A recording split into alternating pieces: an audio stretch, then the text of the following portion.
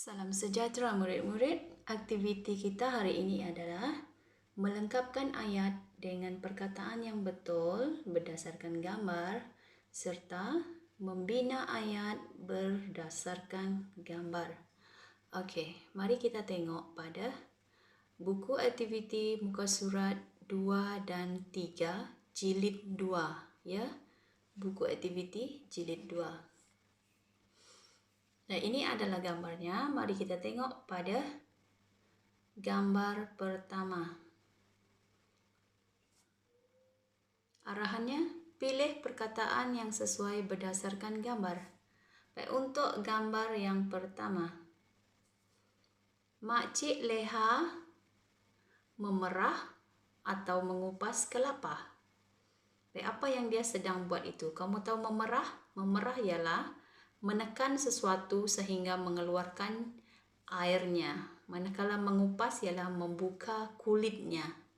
Jadi apakah perkataan yang sesuai untuk menunjukkan gambar? Gambar yang kedua. Makcik Leha membasuh beras atau nasi.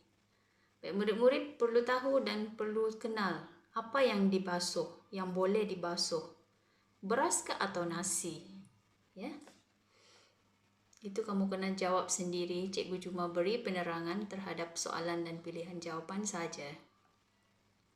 Baik, gambar ketiga dan keempat. Okey.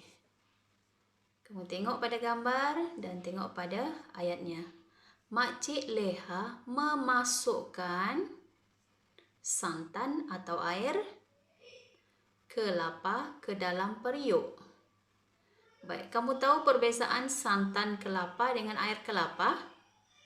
Santan ialah air yang diperolehi daripada kelapa yang diparut, daripada isi kelapa yang diparut. Itu ialah santan. Santan berwarna putih. Manakala air kelapa adalah air yang jernih yang diminum dari buah kelapa yang muda. Contohnya kalau kita pergi minum dekat pantai Tanjung Batu, ada orang jual air kelapa kan? Itu ialah air kelapa. Jadi mana satu yang dimasukkan ke dalam periuk untuk memasak nasi lemak? Adakah santan kelapa atau air kelapa? Okey? Kamu akan pilih sendiri. Kalau tak tahu, cuba tanya mamamu. Kemudian gambar keempat. Makcik Leha menjerang atau menanak nasi lemak. Okey. Menjerang maksudnya masak air. Maksudnya air saja yang dimasak tanpa letak apa-apa. Tak boleh letak nasi, tak boleh letak garam, tak boleh letak ayam. Okey, itu maksud menjerang. Maksudnya masak air panas sahaja. Untuk buat air Milo, nak buat air susu. Jadi kita kena guna air panas. Tapi air panas tu perlu dimasak dahulu. Masak bagi air, perkataan masak yang digunakan untuk air ialah menjerang. Manakala menanak ialah kata kerja ataupun perkataan spesifik untuk masak nasi.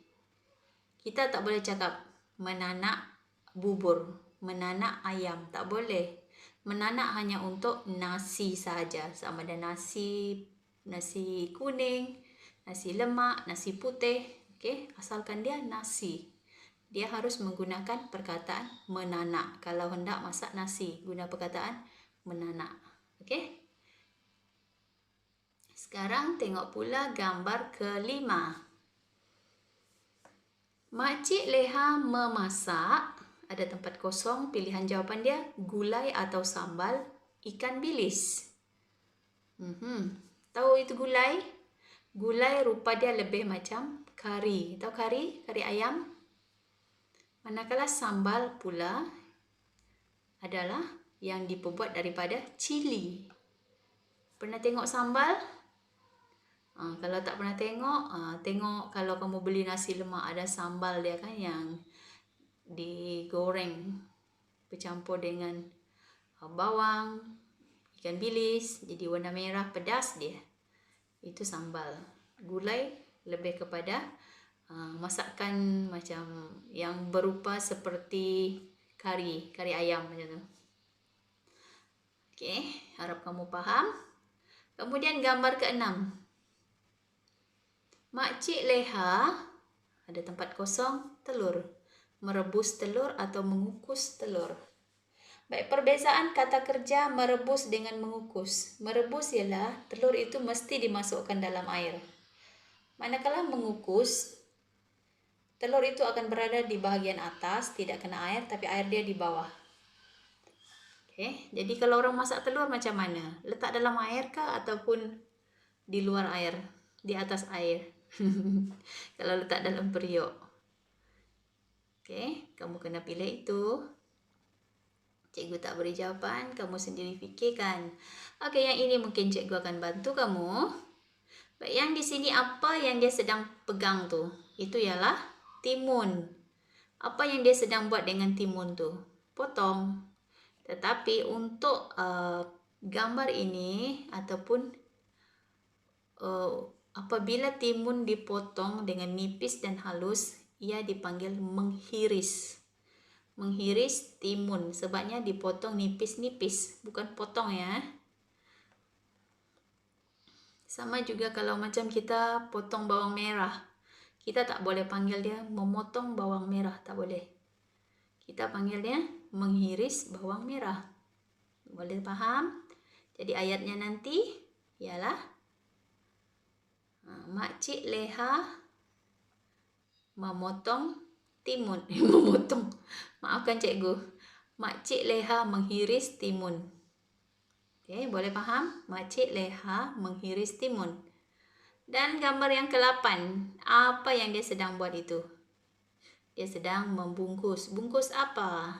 Membungkus nasi lemak. Jadi ayatnya, Makcik Leha membungkus nasi lemak.